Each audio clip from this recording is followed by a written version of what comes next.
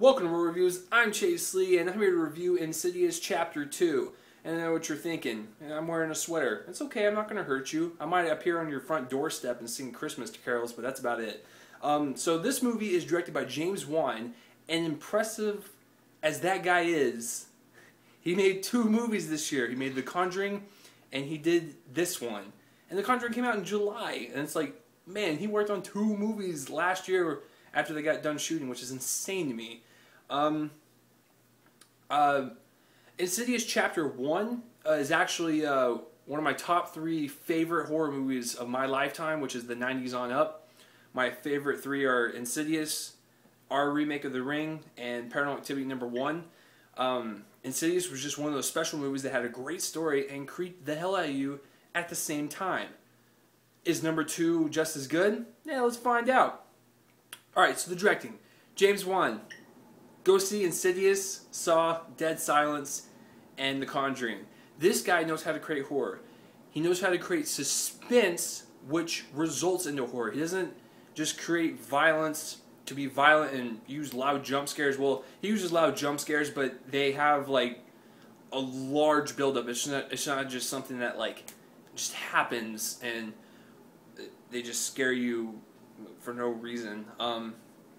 But he builds up suspense so nicely, and it's shot so well. The camera movements on these movies are just ridiculous. So many long following shots. It's insane. Like, and that's how he builds the suspense with his camera work, which is unique because you don't see any horror director doing that. So once again, he constructs a very, very well done movie.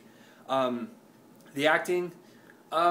You know, it's not something that's like, hey man, Patrick Wilson's going to win an Oscar for this movie. It's kind of like, you know what? Patrick Wilson, you did pretty good because, you know, you're in the first Insidious. Rose Byrne's back. Ty Simpkins, the little kid. The old lady's back. Forgot her name. Leigh Whannell, I'm probably butchered his name, but he plays Specs in the 2 movies, and he's actually the writer of Insidious Chapter 2, and Saw, and Dead Silence. So he's actually worked with James Wan a lot, and he's also in this movie. And you know, his acting's okay. Like, it was okay in Saw, but I mean, it's fun. He plays a fun role. So the acting overall is pretty good for this movie. It's not just like, whoa, best actor over here. Not gonna do that. But overall, everyone does a great job. Cinematography is just so fluid and just so clean.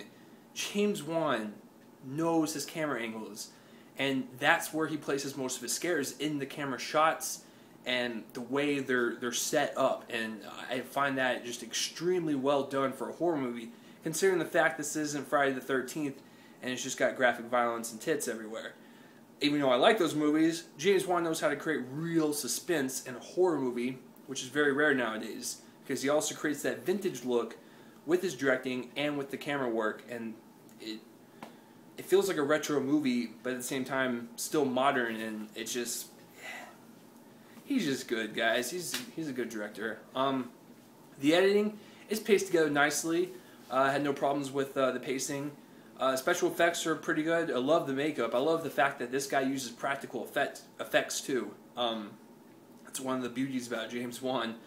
So overall, guys, I gave Insidious a 10 out of 10 because I really loved it. I'm going to give this one a 9 out of 10.